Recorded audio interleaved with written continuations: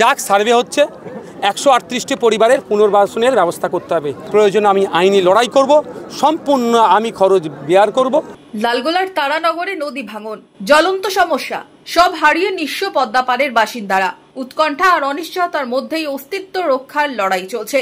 শাসক থেকে বিরোধী শিবির পরিদর্শন হচ্ছে দফায় দফায়। বৃহস্পতিবার তারানগরে নদী ভাঙন কবলিত এলাকায় আইএসএফ বিধায়ক নওশাদ সিদ্দিকী। ভয়ঙ্কর ভাঙন দেখে গর্জে উঠলেন ভাঙনের বিধায়ক। বিষয় নিয়ে ঘুমাই না ওনার। তারানগর কি পশ্চিম বাংলার বাইরে নাকি?